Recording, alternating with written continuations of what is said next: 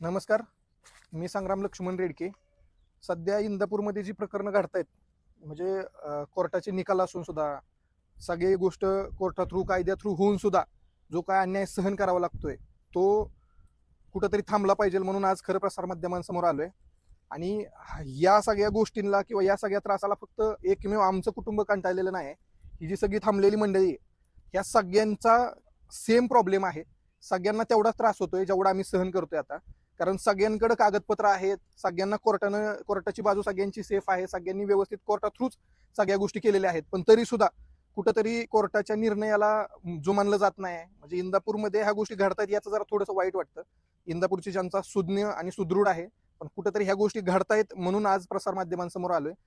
आज तुमच्या समोर फक्त मत किंवा आमचा जो त्रास आहे तो व्यक्त नाही करायचा आहे, तुम्हाला पुरावे माहीत असणं पण गरजेचं आहे. म्हणून आज हे जे कोर्टानं आमच्याकडनं जे निकाल लागलेले आहेत किंवा ज्या निकालाच्या प्रती आहेत ज्यामध्ये कोर्टानं काही मुद्दे मेन्शन केलेले आहेत ते आज तुम्हाला सांगण्यासाठी आलेलो आहे.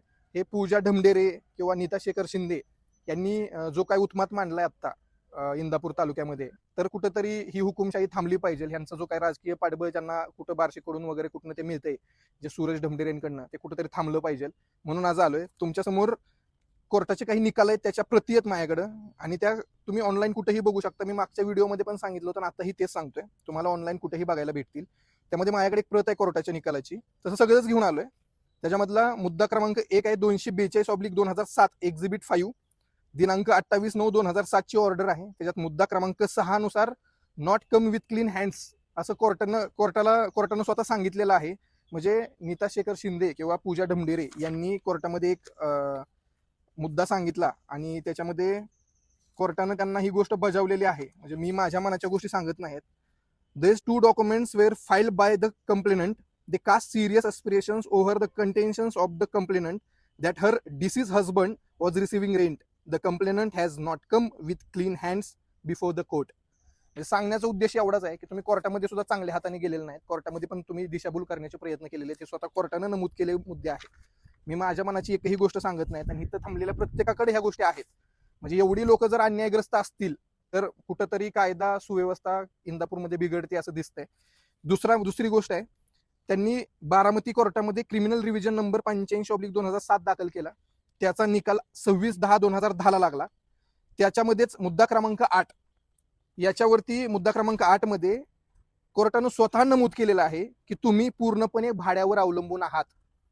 म्हणजे 85/2007 चा जो निकाल आहे त्याच्यामध्ये कोर्ट स्वतः सांगतंय की तुम्हाला फक्त भाडंच होतं, त्याच्यावरतीच तुम्ही अवलंबून होता. म्हणजे हे जे तुम्ही सांगताय की ह्या आमच्या जागा आहेत किंवा ह्या जागेवरती आमच्या अधिकार आहेत, हे कुठल्या गोष्टीवरती आधारित सांगताय मला कळत नाही. म्हणजे तुम्ही कोर्टालाही लाताडताय एका बाजूला, हे दिसतंय सगळं सरळ. एवढं सगळ्या गोष्टी जर समोर घडत असतील, एवढा अन्याय होत असेल आणि आपण शांतच बसत असेल ना, तर मग अर्थ नाही त्या गोष्टींना. याच निकालातला मुद्दा क्रमांक 11, आपण नंबर 1, लीलाबाई ही तिथं उत्पन्न घेत असल्याचं स्वतः कोर्टानं नमूद केलेलं आहे. म्हणजे आम्ही ज्यांच्याकडून क्षेत्र घेतलं आहे, माने मॅडम, त्यांच्या आई लीलाबाई, या माने मॅडमला लीलाबाई यांच्याकडून ते क्षेत्र भेटलं आणि ते क्षेत्र आम्ही घेतलं. आता इथं या संबंध शेतीशी किंवा या क्षेत्राशी तुमचा काहीच संबंध नाही, हे कोर्टानं स्वतः सांगितलेलं आहे. आणि तरी जर तुम्ही तिथं आरेरावी करत असाल, तिथं आल्यावरती छेडछाडीचे गुन्हे दाखल करणं वगैरे असल्या गोष्टी करत असाल, तर ही हुकुमशाही आहे असं मला वाटतं. कोर्टानं स्वतः सांगितलेलं मुद्दा क्रमांक 11, ऑपोनंट नंबर 1, लीलाबाई ही तिथं उत्पन्न घेत आहेत, त्यामुळे शिंदे ढमढेरे यांना फक्त 637 मधील घरभाडे घेण्याचा अधिकार देण्यात आला आहे. म्हणजे एवढ्या सगळ्या गोष्टी आमच्याकडे आहेत आणि तरी देखील आम्हालाच अन्याय सहन करावा लागतोय. दुसरी गोष्ट आहे, एसटीसी नंबर 242/2007, त्याचा निकाल 23/4/2012 ची ऑर्डर आहे माझ्याकडं. त्याच्यातला पेज नंबर 4, फाइंडिंग्स, याच्यामध्ये शिंदेबाई ही एकत्र कुटुंब आहे की नाही, डोमेस्टिक रिलेशनशिप, हे प्रूव्ह केलं का. म्हणजे कोर्टानं स्वतः या सगळ्या गोष्टींचा विचार केला. कोर्टानं स्वतः या गोष्टींवरती शोध मोहीम राबवली आणि कोर्टाचं उत्तर आहे नाही. म्हणजे स्वतः कोर्टानं सांगितलेलं आहे नाही. म्हणजे तुम्ही खोटं बोलण्याला पण एक मर्यादा असावी असं मला वाटतं. याच आदेशातील मुद्दा क्रमांक 13, ऍप्लिकेंट नंबर 1 नीता शिंदे हिनं तिच्या क्रॉस एक्झामिनेशन मध्ये तिच्या नवऱ्यासह 20 वर्षापासून लीलाबाई शिंदे यांच्यापासून वेगळे राहत असल्याचं स्वतः सांगितलेलं आहे. म्हणजे एकीकडं मीडिया समोर आल्यावरती आमचं एकत्र कुटुंब होतं, आम्ही गुन्ह्या गोविंदानं नांदत होतो असं सांगायचं, आणि दुसरीकडे कोर्टात तुम्ही खोटी माहिती देताय. हे नीता शिंदे यांचं वाक्य आहे, यांचं नमूद केलेलं आहे. कुठल्या जरी कोर्टात तुम्ही गेला की नाही आणि तुम्ही जबाब देत असताना त्यावेळेस कोर्ट तुम्हाला 3दा विचारतं, तुमचा जबाब नोंदवण्यापूर्वी 3दा विचारतं हा जबाब नोंदवावा का म्हणून. आणि जर ज्यावेळेस तिसरी वेळ होती त्यावेळेस कोर्ट तो जबाब नोंदवत असतं. जर तुम्ही ह्या गोष्टी कोर्टात 3-3दा खोटं बोलत असाल आणि मीडिया समोर किंवा लोकांसमोर येऊन ह्या गोष्टी दाखवत असाल की आम्ही असे नाही आहेत, तर कुठंतरी मला वाटतं की लोकांसमोर ह्या गोष्टी येणं खूप गरजेचं होतं. याच आदेशातील मुद्दा क्रमांक 13 number 1 applicant number 1 Nita Shinde हिनं तिच्या क्रॉस एक्झामिनेशन मध्ये तिच्या नवऱ्यासह 20 वर्षापासून लीलाबाई शिंदे यांच्यापासून वेगळे राहत असल्याचं स्वतः सांगितलेलं आहे आणि आता मीडिया समोर एकत्रित राहत असल्याचं सांगत आहात. याच मुद्द्यात 8 एकर क्षेत्र शेखर यांना दिले होते आणि उरलेली शुभांगी माने हिला दिल्याचे स्वतः नीता शिंदे यांनी सांगितलेलं आहे. म्हणजे कोर्टामध्ये दिलेले जबाब तुम्ही थोडंसं मीडिया समोर आल्यावरती विचार करत जावा. आपल्याला कोर्टानं निकाल काय दिलाय, आपण बोलतोय काय, आपण लोकांमध्ये कुणाची बदनामी करतोय, खरं काय खोटं काय, ह्या गोष्टीची थोडी तरी पडताळणी करावी असं मला वाटतं. त्याच्यातलाच मुद्दा क्रमांक 26 सदर मायलेकींचा संपूर्ण शेती व घरे यातील अधिकार व जागा मालकांसोबत डोमेस्टिक रिलेशनशिप म्हणजेच एकत्रित कुटुंब नसल्याचे सांगून पुराव्यानिशी 20 वर्षापासून वेगळे राहत असल्याचे निष्पन्न झाल्याचे सांगून कोर्टाने फेटाळलेला आहे. म्हणजे कोर्टाने तुमची ही गोष्ट सुद्धा फेटाळलेली आहे. जे तुम्ही सांगताय ना की आम्ही 20 वर्षापासून एकत्र राहत होतो वगैरे, हे कोर्टाने फेटाळले. त्याच्यानंतर म्हणजेच याच वेळी न्यायालयाने सदर महिलांचे अधिकार, वहिवाट, घरभाडे अधिकार फेटाळलेले आहेत आणि जर या महिला आता एकत्रित वहिवाट, उत्पन्न, भाडे घेण्याचं किंवा दाखवण्याचा प्रयत्न करत असतील तर तो सरळ सरळ STC नंबर 242/2007 च्या गुणांक 23/4/2012 रोजीच्या न्यायालयाच्या आदेशाचा अवमान आहे आणि याला म्हणतात कंटेम्प्ट ऑफ कोर्ट. कळलं? कंटेम्प्ट ऑफ कोर्ट कशाला म्हणायचं? जो तुम्ही न्यायालयाचा जो अवमान करताय ना याला म्हणायचं कंटेम्प्ट ऑफ कोर्ट. म्हणजे तुम्ही न्यायालयाने दिलेल्या निकालाला देखील जुमानत नाही आहात. आता महत्वाचा मुद्दा हा आहे अजून 53/2007 ज्याचा निकाल लागला 2/7/2025 ला. त्याच्यातलाच मुद्दा क्रमांक 11 आहे. लीलाबाई यांनी केलेल्या मृत्यूपत्र हे त्यांनी स्वतः केल्याचे सांगितले असून मुद्दा क्रमांक 31 मध्ये सदरचे मृत्यूपत्र माननीय न्यायालयाने साक्षीदार तपासून प्रूव्ह केलेले आहे. म्हणजे न्यायालयानं हे मृत्यूपत्र ग्रँटेड आहे, हे ओरिजिनल आहे, ह्या सगळ्या गोष्टी सांगितल्यात तुम्हाला, पण तरी पण मीडिया समोर आल्यावरती अजून तुम्हाला बोलायचंच आहे या गोष्टींवरती. ठीक आहे, असो. तसेच मुद्दा क्रमांक 11 मध्ये स्वतः लीलाबाई यांनी त्या शिंदे व ढमढेरे यांच्यासोबत कधीही एकत्र राहत नसल्याचे सांगितलेले आहे. आणि हे जे मी वाचतोय ना हे कुठलंही मनगढण किंवा माझ्या मनाचं नाही. या सगळ्या गोष्टी, ह्या सगळ्या हे जे काय वाचतोय हे सगळं न्यायालयीन आहे. न्यायालयाच्या प्रती आहेत माझ्याकडे, ज्या तुम्हाला कधीही बघायला भेटतील, त्या ऑनलाईनही भेटतात. त्यामुळे हे जे म्हणतात ना की दबावात केलं किंवा आम्ही एकत्र वहिवाटीत होतो वगैरे वगैरे, तर ह्या सगळ्या गोष्टी खोट्या आहेत. केवळ लीलाबाई इथं जिवंत नाहीयेत म्हणून त्यांच्या नावाचा आधार घेण्याचा हा जो काही केविलवाना प्रयत्न करताय ना तुम्ही, हा बंद करा. माणूस मेल्यावर वैर संपतो. तुम्ही माड्यावरच्या टाळूवरचं लोणी खायचं काम करताय आता. हे कुठंतरी थांबलं पाहिजे.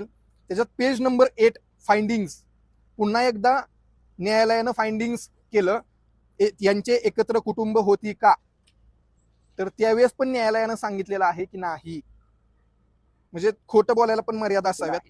तसेच मुद्दा क्रमांक 19 कुटुंबातल्या सदस्यांची प्रॉपर्टी ऑटोमॅटिकली आपली होऊ शकत नाही, न्यायालयानं स्वतः नमूद केलेलं आहे. त्याच्यामध्ये न्यायालयानं जे सांगितलं ते मांडतो तुमच्यासमोर.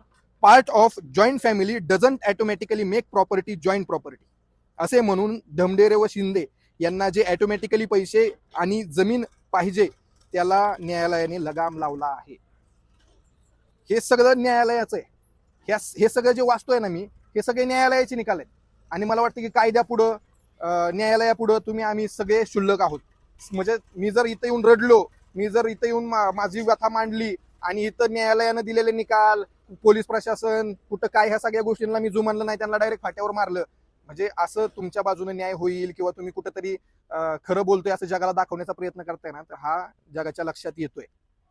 त्यामुळे रडल्यानं किंवा सहानुभूती गेन केल्यानं तुमचं खोट्याचं खरं होणार नाही, ही पहिली गोष्ट लक्षात असू द्या. त्याच्यानंतर मुद्दा क्रमांक 21 सदर महिलेने न्यायालयासमोर दिलेले स्टेटमेंट बदलल्याने न्यायालयाने सदर महिलांच्या तोंडी पुरावा माहितीवर विश्वास ठेवणे योग्य नसल्याचे नमूद केले आहे.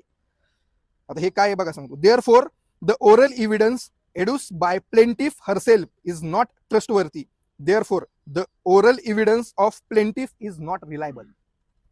न्यायालयानं सांगितलंय की तुम्ही जी तोंडी माहिती देताय ना त्याच्यावर विश्वास ठेवू नका. म्हणजे तुम्ही न्यायालयाला किती वेळा खोटी माहिती दिली आहे ना, आणि प्रत्येक वेळेस न्यायालयाने तुम्हाला त्याच्यावरती बजावलं पण आहे. याचाच परत मुद्दा क्रमांक 26 RCS नंबर 190/1983 या वाटपाच्या दाव्यानुसार लीलाबाई, शुभांगी आणि शेखर यांना हे क्षेत्र आले आहे. त्यासाठी त्यांना भागवत शरण वर्ष पुरुषोत्तम अँड ऑदर्स हा 2020 मधील सुप्रीम कोर्टाचा निकाल आहे. जजमेंटचा संदर्भ देऊन न्यायालयाने person who takes benefits of portion of the will can not challenge the remaining portion of the will, म्हणजेच यांनी शेखरने विकलेल्या जमिनीचा लाभ घ्यायला जमतो आणि शेखर शिंदे यांना मिळालेल्या जमिनीवर आक्षेप नाही, पण शुभांगी माने यांना मिळालेल्या जमिनीवर आक्षेप घेण्याचा प्रयत्न करत आहेत, जी न्यायालयाने फेटाळलेली आहे. आणि ते क्षेत्र आम्ही स्वतः घेतलेलं आहे. 261चा 1, 261चा 2 आणि 265चा 6. म्हणजे न्यायालयाला जी काही तुम्ही खोटी माहिती किंवा खोटे काय प्रयत्न केलेले आहेत ते मला वाटतं की आज तुमच्या समोर येणं खूप गरजेचं आहे. आता मागच्या व्हिडिओमध्ये मी अजून एक गोष्ट बघितली की तुम्ही हायकोर्टात काहीतरी रिट पिटिशन दाखल केली आहे म्हणे, तर त्याच्याकडे माझ्या 3 प्रती आहेत. रिट पिटिशनच्या 3 प्रती आहेत. त्या का म्हणून फेटाळल्यात तुमच्या न्यायालयाने हे मी सांगतो तुम्हाला. सदर महिलांनी माननीय उच्च न्यायालयात रिट पिटिशन नंबर 3413/25 दाखल केले होते आणि त्यामध्ये ते मीडियासमोर सांगत आहेत की त्यांनी न्यायालयाला विसार पावती विषयी कंटेम्प्ट ऑफ कोर्टच्या सूचना दिल्या आहेत. प्रत्यक्षात यातील मुद्दा क्रमांक 6 नुसार न्यायालयाने there is no complaint transfer of interest of the dependence in suit property असा उल्लेख करून when the transfer is inchoate अपूर्ण असल्याचे दिवाणी न्यायालयाने सदरची याचिका फेटाळल्याचे योग्य असल्याचे नमूद केले आहे. म्हणजे ज्याच्यावरती ज्या देशावरती किंवा ज्या निकालावरती तुम्ही आक्षेप घेतला होता ना तो सुद्धा उच्च न्यायालयाने फेटाळला, त्याची प्रत आहे माझ्याकडे, तुम्हाला पुरावा कधीही बघायला भेटेल. फेटाळलेले नमूद केले आहे. व मुद्दा क्रमांक 7 नुसार सदरची उच्च न्यायालयातील याचिका फेटाळलेली आहे, म्हणजेच येथे कोणताही कंटेम्प्ट ऑफ कोर्ट होत नाही. कॉन्सेप्ट क्लिअर झाला पाहिजे लोकांना. आता ह्याच्यातलाच परत दुसरी गोष्ट सांगतो तुम्हाला. म्हणजे एक असतं बघा, चोर पण आपण आणि ओरडायचं पण आपणच, असा एक प्रकार तुमच्या समोर आणतो. आता न्यायालयाला देखील फसवण्याचा किंवा दिशाभूल करण्याचा हातखंडा असणाऱ्या महिलांनी पुन्हा उच्च न्यायालयात रिट पिटिशन नंबर 6581/2025 दाखल केली. आतापर्यंत पूजा ढमढेरे, नीता शिंदे, ही जी नावं घेतोय ना मी, ही नावं मनापासून ऐका, नावं लक्षात ठेवा, कारण तुम्हाला इथं क्लिअरिटी भेटणं खूप गरजेचं आहे. आतापर्यंत पूजा ढमढेरे, नीता शिंदे यांनी वारंवार मीडियासमोर येऊन तसेच विविध न्यायालयीन दाव्यांमध्ये लीलाबाई शिंदे व शुभांगी माने यांच्या विरोधात कोर्ट दावा असल्याचे स्वतः सांगितलेले आहे, बरोबर. परंतु या रिट पिटिशन मध्ये अचानक कोमल आणि पूजा, म्हणजे कोमल साळुंके आणि पूजा ढमढेरे या शुभांगी मानेंच्या साईडने उभा राहिलेले आहेत. म्हणजे चोर पण मीच आणि शोधायचं पण मी चोराला चोरी कुणी केली म्हणून. म्हणजे इथं दाखवण्याचा प्रयत्न काय होता की शुभांगी मानेंना जर ह्या नोटीसच नाही भेटली तर त्यांच्या अपरोक्ष आपल्याला पाहिजे तसं मत तिथं मांडता येईल आणि आपल्याकडून न्यायालयाची बाजू सेफ करता येईल. हा जो काही प्रकार तुम्ही केला तो कोर्टामध्ये स्वतः आपल्याला उपयोगी पडेल अशी माहिती देऊन द्यायची व न्यायालयाची दिशाभूल करायची, हा जो काही तुम्ही प्रयत्न केला मला वाटतं की हा सुद्धा फेटाळला. आणि त्याच्यानंतर तुम्ही तिसरी रिट पिटिशन दाखल केली 6793/2023, बरोबर आहे. 6793/2023 फ्रान्सच्या आदेशावर पूजा ढमढेरे व इतर यांनी रिट पिटिशन दाखल केली होती. कोर्टाने बोर्डावरती फेटाळली. Is not the assignment of this court असं म्हणून ती कोर्टानं बोर्डावरती घेऊन फेटाळलेली आहे. त्याच्यामुळे इथं जे काही तुम्ही सांगताय की नाही की आमचं सगळं खरं आहे किंवा काय, तुम्ही पुरावे घेऊन या आणि पुरावे लोकांमध्ये सादर करा. आता ह्या ज्या महिला आहेत का नाही, ज्या आणतायत मी सती सावित्री असल्याचा, म्हणजे कॅमेरा चालू झाला की मी एकदम धुतल्या तांदळाचे आहे, मी खूप गुन्हे आहे असं दाखवायचं, आणि कॅमेरा बंद झाला की छेडछाडीचे गुन्हे दाखल करणं, कुठं शिवीगाळ करणं, अर्वाच्य भाषेत बोलणं, हे यांचा खरं तर ह्यांचा गुणधर्म आहे. तर मी यांच्यावरती किती गुन्हे दाखल आहेत ना याचे एक तुम्हाला थोडीशी माहिती देतो. गुन्हे 804/2023 ॲट्रॉसिटीचा गुन्हा आहे, जो कागदपत्रावरती एका माणसानं फक्त साईन केली म्हणून त्याला अडवून शिवीगाळ केल्या. निव्वळ एका व्यक्तीनं कागदपत्रावरती साईन केली म्हणून त्याला त्याच्या जातीवरून शिव्या देणं, त्याला त्याची दमदाटी करणं, अडवणं रस्त्यात, याच्यावरून त्यांच्यावर हा गुन्हा दाखल केलेला आहे. त्याच्यानंतर NC 1278/2024 माने मॅडमला तारखेला आल्यानंतर यांनी शिवेगाळ केली, दमदाटी केली. म्हणजे ज्यांचा आणि यांचा वाद चालू होता कोर्टाचा, जो की निरर्थक होता. म्हणजे उद्या तुमच्या जमिनीवरती कुणी यायचं आणि उभं राहायचं म्हणायचं ही जमीन माझी, असं होतं का? तर कुठंतरी ह्या गोष्टीला मर्यादा असाव्यात. यांच्यावरती गुन्हे किती दाखल झालेले आहेत याचंही मी म्हणतो पोलीस प्रशासनाने दखल घ्यावी. यांच्यावरती हा एक गुन्हा आहे माने मॅडमला शिवीगाळ केल्याचा, दमदाटी केल्याचा. कायदेशीर मार्गाने दस्त केल्यावर नियमानुसार 7-12 होणे आहे, पण प्रशासनाला ही धमक्या म्हणजे प्रशासनाला धारेवर धरणं, तुम्ही आमच्यासारखं का वागत नाही, म्हणजे प्रशासन चांगलं तेव्हाच जेव्हा प्रशासन ह्यांच्यासारखं वागल. प्रशासन कुणासारखंच वागत नसतं. प्रशासन कागदाला महत्व देत असतं. ज्याच्याकडे कागद आहे, ज्याची बाजू सत्याची आहे, त्याची बाजू कधीही धरली जाणार. उशीर लागेल पण न्याय 100% सत्याच्या बाजूनच होत असतो. असा त्यांच्यावरती 507/2025 महसूल प्रशासनाचा एक गुन्हा आहे. त्याच्यानंतर 596/2025 पोलीस प्रशासनाचा एक गुन्हा आहे. म्हणजे गुन्ह्याच्या पण एक मर्यादा असाव्यात हो. याच्यावरून यांचा स्वभाव समजतो.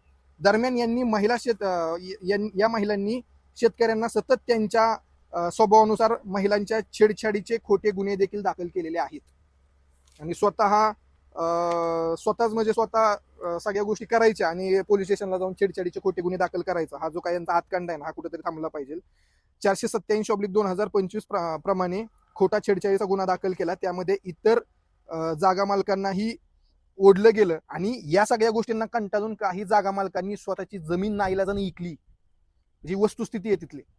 माणूस जमीन कशासाठी घेतो, कुठेतरी आयुष्यभराची पुंजी लावतो, जमीन घेतो आणि तुमच्या ह्या गोष्टींमुळे ती जमीन विकावं लागत असेल ना, तर ते शेवटी मग त्यांना आत्महत्येशिवाय पर्यायच नाही ना. तर कुठेतरी ह्या गोष्टी थांबल्या पाहिजेत. अशा प्रकारे प्रशासनाला प्रत्यक्ष सहकार्याने प्रशासनाच्या सहकार्याने सदर महिलांनी रचलेला कट यशस्वी झालाय.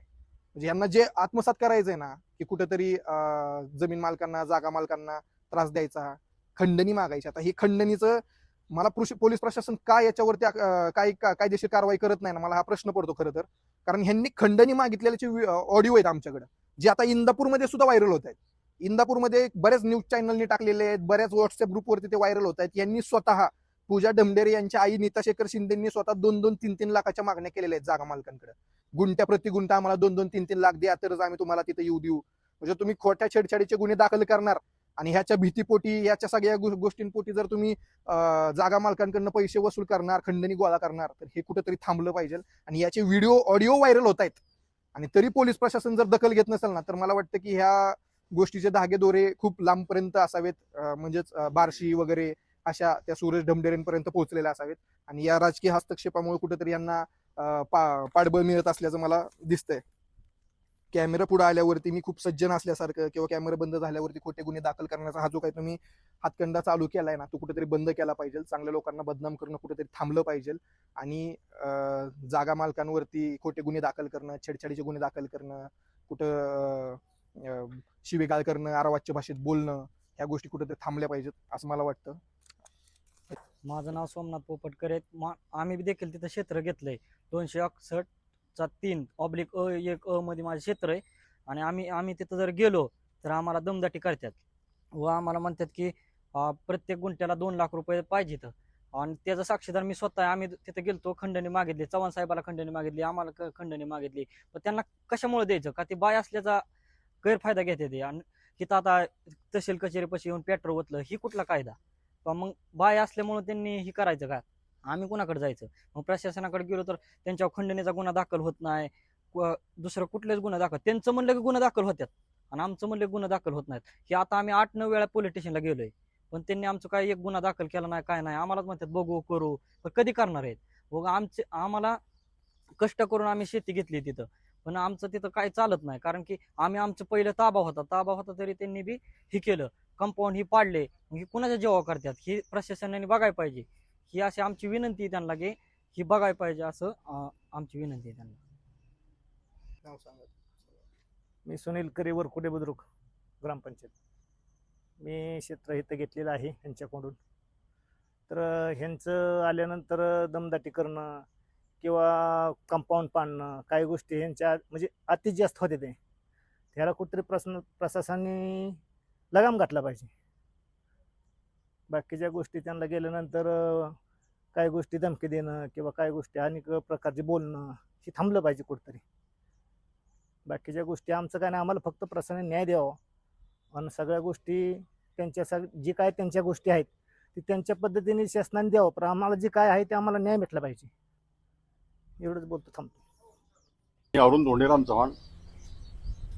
मी सहाय्यक अभियंता महावितरण कंपनी या पदावर मी कार्यरत होतो. आता 6 वर्ष झालं मी निवृत्त झाले आहे. आज माझं वय 65 आहे. श्री शेखर शिंदे यांच्याकडून आम्ही साधारण 30 वर्षापूर्वी जागा घेतली होती. आम्ही 5 भावामध्ये जागा घेतलेली आहे. 5 भावामध्ये जागा घेतली. प्रत्येकाची परिस्थिती आता नाजूकच आहे. प्रत्येक भावाची जरी पाहिलं तरी लक्षात येईल. आणि आता काय व्हायलं आहे, त्या जागेमध्ये आम्हाला जर आमचं प्लॉट घ्यायचं असेल, कंपाऊंड करायचं असेल, काही लोक आम्हाला अडथळे आणतात. म्हणजे असं वाटतं की हा महाराष्ट्र राज्य आहे, कायद्याचं राज्य आहे. या ठिकाणी कायदा पाहिजे. आम्हाला प्रशासनाकडनं अशी अपेक्षा आहे की प्रशासनाने आमच्याकडे कागदोपत्र डॉक्युमेंट्स आहेत आमच्याकडे. ते डॉक्युमेंटप्रमाणे आम्हाला आमची हद्द मिळाली पाहिजे. आमची जागा कागदपत्र आम्हाला प्लॉटिंग करून मिळालं पाहिजे. असं कुणी अडथळा येणार असेल त्यांचे बंदोबस्त होणं आवश्यक आहे. ॲक्च्युली आम्ही पण आहोत, पण आमच्या आसपास 2-2 गुंठे 3-3 गुंठे गरीब, आमचे सगळेच गरीब लोक आहेत सगळेजण. प्रत्येकाला न्याय मिळावा. आणि पुन्हा एकदा प्रशासनाला गेल्या वेळेला सुद्धा आम्ही प्रशासनाला विनंती केली होती, त्यांनी ह्यामध्ये लक्ष घालावं आणि ज्यांच्याकडे डॉक्युमेंट्स आहेत, कागदपत्र आहेत, त्यांना त्यांचे प्लॉट त्यांना नोंदवून द्यावेत आणि त्यांना न्याय मिळावा. गोरगरीब, आम्ही सगळे गोरगरीब आहेत त्या प्लॉटमध्ये. आणि एवढं पुन्हा एकदा प्रशासनाला विनंती करू, त्यांनी लक्ष घालावं. जय हिंद, जय महाराष्ट्र.